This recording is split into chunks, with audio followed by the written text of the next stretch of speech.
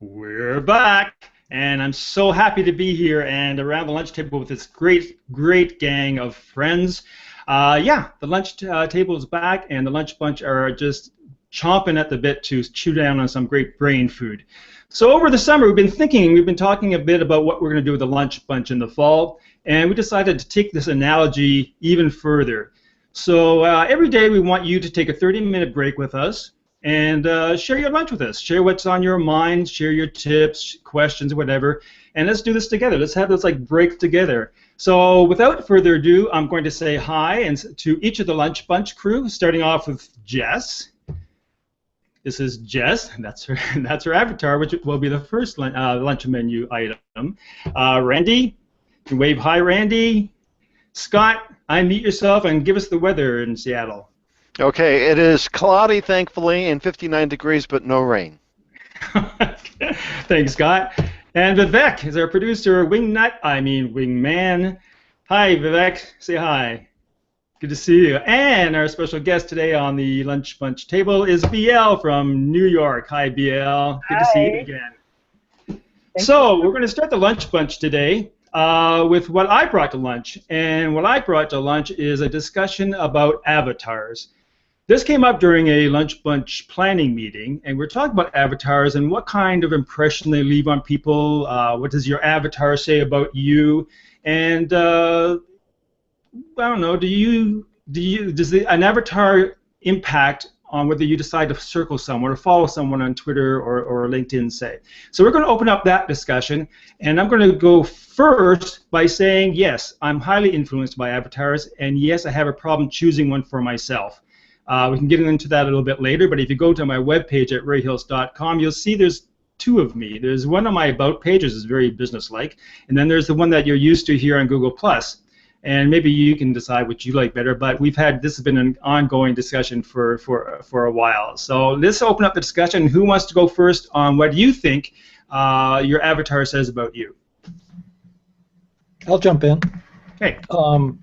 I think people need to consider, and if you're talking about individually or your brand, you need to consider it's your first impression in the digital space. So, it needs to be real and transparent. And I see a lot of people go out and have professional headshots done, which is nothing wrong with that, but they're just professional. I think that it's a little bit more genuine, just if it's a picture that just reflects your personality.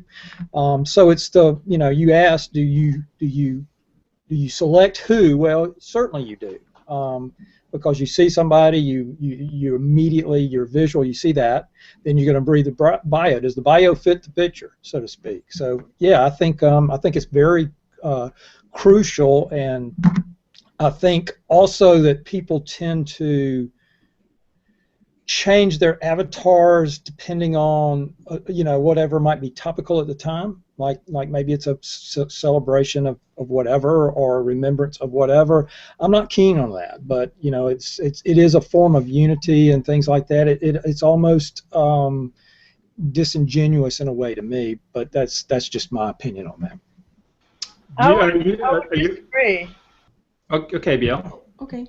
In the early days of Twitter, a lot of people changed their avatar in relation to an announcement by a very well-respected member of Twitter. His name is Susan Reynolds, who announced that she had just come from a breast cancer surgery and that she was using frozen peas to relieve pain.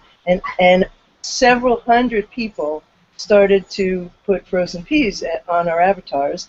And this led to the Frozen Pea Foundation and Frozen Pea Friday, and we began to raise money. So there are times when something like that does in fact work. But when I look at somebody's avatar and it looks like it's not, a clear shot, and their background is not solid, and you can't really see them, I figure they don't know a lot about what's going on in social media or online, because we are taking an impression away from them. So I think it's the purpose of the avatar. I mean, when we have 9 seconds, right? We have 7 seconds or 3 seconds for an email title, 7 seconds. Somewhere I read that's kind of the standard first impression thing, and 9 seconds to actually capture somebody's attention. And so what are we doing with the picture that we're saying? How are we portraying that? And I think it depends on the purpose of the picture. I mean, Scott and I, my profile pictures and Scott's profile picture come from the same place, a wonderful lady named Brenda. And her whole role is to take photographs and create portraits that speak more than 1,000 words. And so when those pictures actually can do something like that, it opens up a whole bunch of opportunity for dialogue. Whether I'm doing it myself, whether somebody like Brenda is doing it, I don't think that matters. But I think that piece that comes through, so we're not in an email, so it doesn't have to be super fast or catchy. We do have 7 seconds to make a first impression, and our picture online takes care of that. But is that picture actually going to be something that allows us to want somebody to engage somebody to want to read our biography or our profile or respond to something that we said? Taking what Randy was saying earlier about people changing their profiles, and we're going to take special causes and events away from that, because I'll put a Christmas tree thing on mine, and I'll put an AIDS ribbon on someday, whatever. Let's just talk about their daily avatars. And I noticed on some platforms people change their avatar a lot. Facebook, I know a couple friends who's almost daily, but that's a different kind of platform and probably not professional, so that's maybe not as much of a priority. But Twitter, there's all kinds of avatars, and I would like what do you think about companies and using logos, for instance, or even individuals using something other than their face? Ooh, I like it. I am not opposed to it. If there's a brand, I want to know why I'm connecting with that brand, and whatever they're using, if it's a logo, great. If it's not a logo, great. Is it engaging to me? Is it something that reinforces why I decided to search for them on Twitter or reach out to them on Twitter in the first place? Yeah, I agree. If it's a brand, the logo is perfectly fine with me. I mean, if I want to see what Nestle's is talking about for whatever reason, I'm not opposed to that. Now, I know there's been a lot of things written and said, and social's different. You got to be personal. You got to put a face with the brand. Well, those are individual accounts. But if it's the Nestle Corporation brand and they're tweeting or posting or delivering about their product, I don't see that at all. Now, on the individual aspect, unless it's a unique situation that you mentioned, Ray, I think you're better off with your face on there. Okay. When I look at a brand, I'm very happy with their logo, but what I do like to see are, if there's a team, a social media team, then like I was looking at the New York Times this morning, and here's our social media team and their Twitter handles. So there are 3 or 4 of them, and then when they do post, they put their initials so that you know who posted it. So that, to me, brings it on a very human level, but it's still from the brand. On Twitter, I'm sorry, I just want to say, talking about brands, I mean, I think it makes a difference, obviously, if you're a well-known brand, like Nestle's, for instance. I mean, you know who they are. But if someone comes into my stream, whether it's Twitter or Google+, whatever, and it's a logo, and on Twitter you'll usually see a name, but sometimes you don't. You only see the company, and I feel awkward replying to a logo, to a business. I don't know. I like to know who I'm talking to. So I tend not to follow or interact with brands that don't have a visible person connected to it. Oh, and that's a whole strategy in and of itself, isn't it? On how do you bring in the people element, and how do you promote the people that are advocating and representing the brand online, but still having that brand ing. Check out what Vivek's got up. Okay, I'll pin that. So it's from Eva. Hi, everyone. Actually, we have less than 9 seconds. Average attention span of a person is now 8. For goldfish, it's 9. We're doomed. Yeah, it is fast. And I think that's all the more important, to be as compelling as possible. And nothing's more compelling than actually seeing someone's face.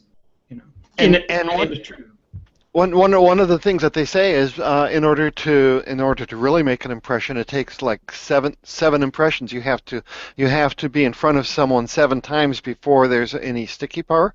Well, when you've got avatars, I think you're in front of a person, dozen times or potentially hundreds of times, because if you're in their stream, they see you every day, and there's an impression. Most of our brain is set aside for facial recognition. So avatars are not only the first impression, but maybe a lasting impression. And I had to laugh at myself, because there have been a couple of people who have really big, wonderful smiles on their avatar, and I was just drawn to them, and I thought that it was just great. And then once I got to know them, kind of more personally, one of them was it was accurate, spot on, and it was terrific, and the other one, it was, oh my gosh, what am I getting into? So that leads into what we were saying earlier about this whole question of avatars. Is it you? Is it is the avatar who you want to be, or who you want people to think you are, or is it actually, are you actually representing yourself? Well, can you really take an entire person and reduce an entire person down to a single avatar? It's not that. It's, what do you want your public face to be? And when I was very early on in Google+, I read a post saying you just have to have a professional take your portrait. Don't use something from a wedding, and don't use a snapshot. So that kind of got into my DNA. But I'm not going to say something that counters what Randy said about it. Well, it just has to be something that represents you as well, not necessarily. So I'm a little more confused now than I used to. Now, just to be clear, I wasn't saying that professional headshots are not appropriate. I mean, what Jess said and explained about y'all's shots, if you have that, I'm talking about the more corporate type, you walk in a boardroom and there's a portrait of the CEOs and all that type shots. To me, they're just nothing there. If you put the character in there, that's when I want to ask this of VL and Jess, and I'm talking about Twitter. These people that are into selling clicks, likes, and Twitter followers and everything have captivated. I just want to know if there's if they're smart enough to differentiate, and they put big, shirtless, six-pack men on the ones that come to yours, because I get these Brazilian women, Russian women, and all that. I just wonder if they send them to the women, or if they're smart enough to know, hey, that's a woman, I got to send a guy to her. No, I don't get six-pack men, but. I don't either, unfortunately. I get both. I'll admit. Apparently, everybody thinks I'm approachable. I get both. Do you really? So, I do. I get some men. Now, women do outnumber the men in those types of things that I do get, which probably. And now, what does that? And now I'm curious, because this may kind of take a little bit of a turn, but it makes me wonder. So, all of us then, if even we're getting more women than men in these things and the types of pictures that we get, what does that say about us? That means even women are interested in the way other women look. Yeah, see, what I'm saying is these are fake accounts that they're using that avatar to garner attention, right? That 8 seconds that you got, or 3 seconds. If they put somebody like Scott or Vivek on one of those, I'd be more likely to click through to the website than those pretty people. Well, I've gotten so good at identifying them. I just immediately block them. I don't, it doesn't have to. Me too. I don't have to read the bio that says, "Hey, I can give you 5,000 likes." I'm going to ask. Well, sure. I'm going to bring Jacob's comment up again, because I thought it was topical of what we're discussing. Can you grab that, Rebecca? Thanks. Yeah, so Jacob says some Twitter bios also include the handles of those who run the page. This puts a human contact on it, and I think that's a very important point to make. As at any point of contact, it's good to have a human person that you can connect with. And yes, I mean, avatars are your first impression, but then you have to follow through. So having an avatar, and sometimes avatars who are taken like on a yacht or whatever tells you something about that person, right? If you have an avatar that's taken in front of a ball field, that person likes baseball or whatever. Sometimes I think that's a good thing. I mean, that kind of, you share something about yourself that way in those 8 seconds, and that's good. So let's wrap up this part of the conversation with maybe what would you advise then people to do? What's the first thing they should do on with their avatars? What do you think is the best way to go? May I? Yes. Regarding the brand avatars, that's exactly what I said before, where they tell you the human people who are running the page. But there have been big issues in companies, and these have not been resolved, when there is a person's face who is the brand face, and then that person leaves the company. There have been big issues, so I understand why brands use their logo. Whether that's correct or not, we could debate, but that's the reason. And in terms of our individual pictures, I want to see some life in somebody. I want to see them smiling, and I want to see their eyes. Good. Anyone else before we move on? I think to be personal. I mean, just so like we said, something that's going to grab your eye, like Jess said, and what BL just said. It just shows a real person sitting there. So active or whatever. It doesn't professionally shot. Certainly not a wedding picture, but something that's personal, that shows a reveal about who you might be connecting with. Ooh, I like that word reveal. And the one thing that I was going to add was, what are the words that describe you? We all know what we want to be known for. We all know what the traits are that we bring to the table that are our strengths. And in those strengths are our differences, and that's where we sparkle. And so if our pictures, wherever they are, how they work, come down to that, and they showcase our differences, we have a point of conversation because somebody's going to want to learn more about you, like me. Oh, yes, Scott. Unmute yourself, Scotty. Oh, man, rookie, sorry. And avatars are a little bit like dress code. You can be inappropriate or you can be spot on. And I don't know how you can have one avatar go across all of social media because there are different dress codes for, the different platforms. So. Oh, that's an interesting point, and unfortunately, we're not going to go into it, but I think that's... I know. I brought it up too late. It is, because that's a great point, because some people say you need consistency so that you're recognized on all platforms, and you're saying, no, maybe you should be aware of what platform you're on. So that's a good topic for the comment stream. Well, you know what? We're just now entering into what you brought for lunch, so if you want to continue that, you can certainly do that, Scotty, and I'm going to ask then the rest of the guests at the lunch table to, let's show what you brought for lunch. Go ahead, Jess. Oh, you want me to go first? I brought books. What else would I bring? I brought two today, and I can't find my desk cover. I just finished this one. This is How the World Sees You. It has a beautiful cover by Sally Hogshead, and it's written all over. By the way, when I was talking about what makes us different, I had been thinking about this for a long time, and Sally's book, How the World Sees You, is a fabulous resource for that, because once you know what you want to say and how you want to, it helps you how to say it, and then how to think about connecting directly with other people. I'm also reading Talk Like TED, which is a fabulous book about how to tell stories and the importance of stories. And if we're going to tie that back to the avatars, we can tell a story using all of the visuals that are available to us on platform, depending on what your personal strategy is, same picture, different pictures, all the banners, how we use imagery in our conversations, and the stories that we tell. So I think that there's an element of storytelling that relates to this that we could expand on and think about too. Very good. Can you put the link to the books in the event I will. page? I'll add the links to the event page, absolutely. Great. Thanks a lot. Who wants to go next? I'll bring something up, and this has to do with a post that you shared, Ray, that I read this morning, and it came from John Oliver on 360, but the takeaway of the story is silence is never going to be controversial. What it has to do with is corporations jumping into, the topic of the day, the NFL, the 9/11, and things like that. In other words, just stay the hell out of my Twitter stream.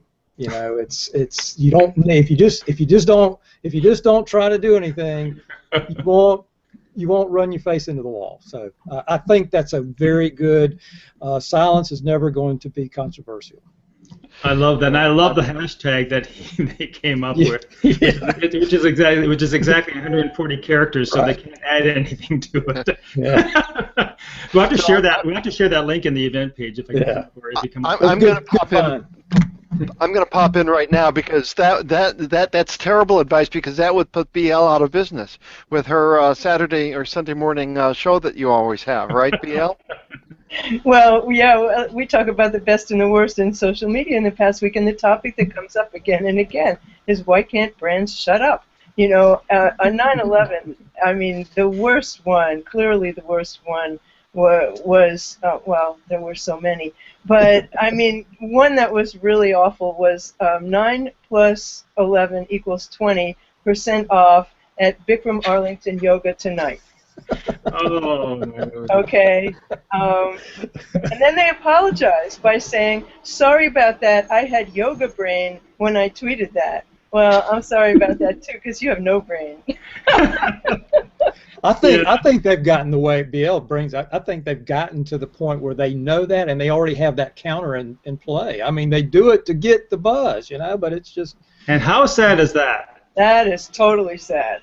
I mean, where you're going to offend people because you're going to get, it's going to go viral and you're going to get coverage, and then it's easy to slip back and just say, oh, oops, sorry. Well, take the Urban Outfitter thing that popped up yesterday. It was all over the place. I mean, certainly somebody inside that organization went, man, we're going to get a lot of press out of this. This is going to be, to me, it was almost a plant to drive eyes. That's the way I look at that. Bad press is good press, right? Oh, no, it's not. And what goes? Well, I agree with that, but there is a mindset there.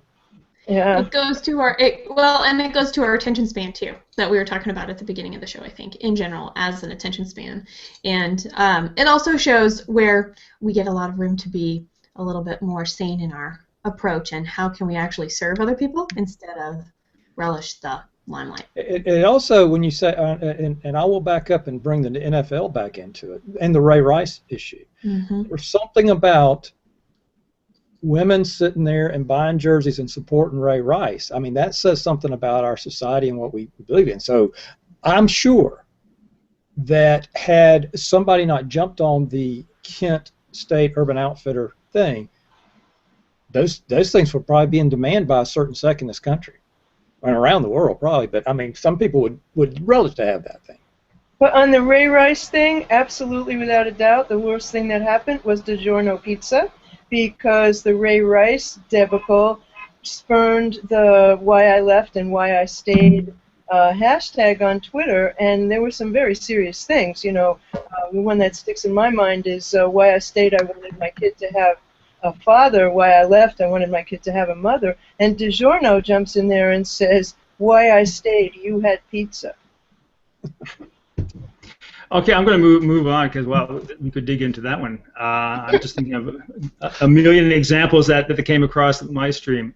Scotty, did you have something you want to contribute to? Well, I mean, what I'm bringing to the table, to the lunch table today is a post, and I'll put it in the comment stream from William Rock, who is really a terrific SEO kind of person, and he's the type of person who'll take the hood up and look under the hood, and you can see the engine and so forth.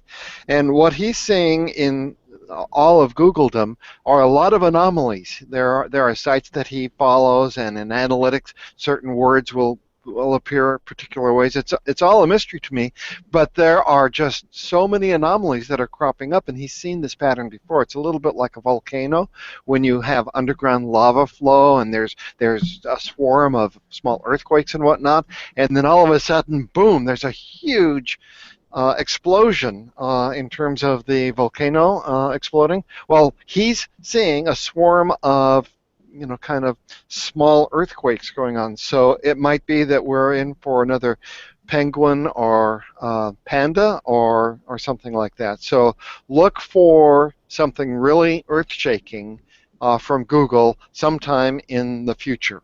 That's my contribution. That's my suite.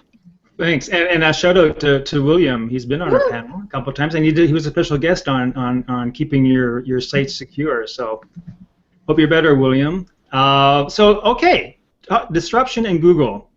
So BL brought this up in the room, and I just wanted to spend 1 or 2 minutes on before we go to our doggy bag, and that is the Applause app. And what's the deal with that? What were they thinking? What's the case? What's the case for the Applause app?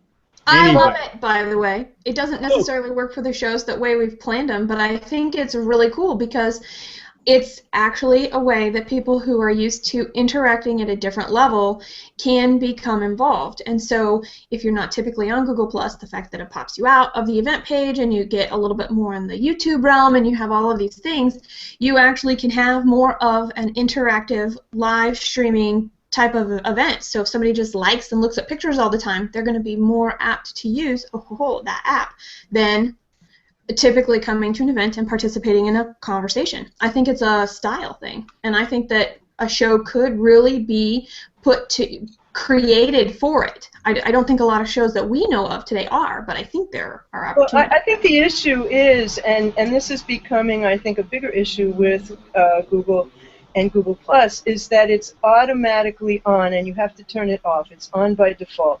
And all of the other apps that come with Hangouts are off, and you turn them on if you want to use them. If you want to use Showcase, you turn it on. If you want to use Q&A, you turn it on. So Applause has made a decision for us by being automatically on. And I thought they changed that last week. They have not. And I agree with you that it's a great idea in some instances, but it should not be a default choice. I think that's because they are a bit tricky. We talked about that, Jessica, earlier, because I went back to today before I started the broadcast, and it was off for the last 2-3 days. And then and today, when I went to start the broadcast, it was on. So it seems that their intent for us to use it. Now, I'm glad you said what you said, Jessica, because I think there are applications for it, and I think and it's definitely off the event page. I think it's YouTube. People that watch YouTube. But if that's the case, why don't they give that option to all YouTube videos that you watch? Why can't you, if you're on YouTube watching videos, why can't you just maybe opt for that app so that you can give your input on those things and not just the HOAs? That'd be kind of interesting, I think. That'd be genius. Yeah, because then you can actually apply it to things that you're interested in, and it doesn't matter what show you are. You get to have some sort of an applause app. And I like the idea of the instant feedback. I mean, we know from the audience and the comments and things like that about instant feedback, but it would be really interesting to get a different type of feedback. Well, the issue here is that you on the inside of the Hangout don't see it, only the audience sees it. So yeah, it's just the host or the producer. Yeah. When we go back to Which is okay. Watch the video afterward. Yeah. Okay, so time for doggy bags. So out there, we want to leave you with something, a little LunchBunch takeout. So I'm going to ask the LunchBunchers to share something that you can take home with you. So what will it be? What guys? Who wants to start? What's in your doggy bag? I'll go. Speaking of doggy bags. Yeah, I got 3 dogs. You can take those with you. No, if we got close, you would totally. I'll give you a bottle of scotch. They are so adorable. Oh, wow! You gotta see Randy's dog. This is another read that I had today, and it's kind of a refreshing read in the world that we're in, the vanity and the greed that we see around us all the time, and everything. But everybody has read about the purchase of Mojang by Microsoft. That's a whole other story.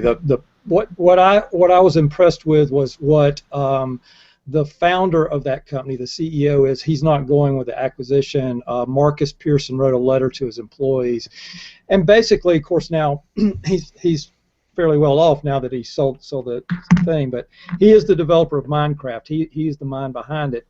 But he sent a letter to all the employees there and said he was not prepared to handle. There's too many fans. There's too much to do with this job, and I just want to go create games. Which in my mind that's kind of a different story than what we hear today, and he's kind of bowing out. Like I said, now he does have plenty of money to do whatever he wants to with, but he took a very humble approach and you know, kind of left the thing saying, hey, look, and even a caveat in there was that he could never replicate Minecraft, but if he ever got to the point where he saw something like that happening, he would tear it down. Very cool. That's Thank really you. Cool. Could you put a link to that, please, Randy? I will. I'll put it on the. Okay. Thanks. Who else? Scotty. Okay. Well, what I'm bringing is a site called is a service or site called Lightworks. As you know, I'm into video editing and so forth, and they were in beta for a long time, and they finally got their act together. It is a professional level editing capability software. Very professional, great. You can do almost anything with video. that you want with it, and it's free. So it's called Lightworks, and I'll go ahead and put a link to it in the I like the comments. price. That's great. Yeah. Thanks so much. And it's got a great community, and it's got terrific tutorials. It's hundreds, if not thousands, of dollars worth of value, and it's all free. Wow, I'm definitely going to check that out. Vivek, you had a link you want to share. Mine, it's more of a tool. It's a mind map tool which works on it's platform agnostic. You can use it on Apple. You can use it on Windows. You can use it on iPads. You can use it on even on your phone. It's a tool which you use for making notes, remembering things. It's called iMind Map. Great. You put the link in the event, Vivek? Yeah, I will do that. Thanks a lot. Okay. You know, mine's community driven. Can I jump in with the Yes. community one? Yes. All right. Binky Patrol is one of the coolest things. Every child needs a blanket, and it doesn't matter where you are. You can make a super simple blanket with a single pair of scissors and a little bit of fabric. And I'll post the link to Susan Finch, who's the founder of Binky Patrol, partnering with Heather Crafter to teach us all how we can make a blanket to give to an organization to help kids in our own communities. Thanks so much, Jess. I just want to say a quick bye because I know BL has to run. So thank you so much for joining us today, BL. Thank you. And have a great lunch. Thanks. That's a double lunch today. All right, take care. Right. Bye, everybody. Bye, BL. Thanks, Jess. That was a great tip. I like that. We have something up. Vivek, what do you have up there? William. Thanks. I'm still in meetings, almost done, and will continue my research on the update, but it feels more like a Panda update or a refresh, but looks more like a 4-day test. Well, whatever that means, we'll look forward to it. I have to tell you, he is so super smart. I just go, okay. I just Wow. Thank you, William. We'll keep checking out your stream for that information. And with that, this has been such a joy. Thank you all so much for joining us, and thank you, Lunch Bunch. I love you all. Lots of fun. Join us next week, and we'll have surprise lunch because I have no idea what's on the menu. And at the end of September is our big 50th show. So looking forward to that and hope you can join us. So thanks again, and see you next week. Bye-bye.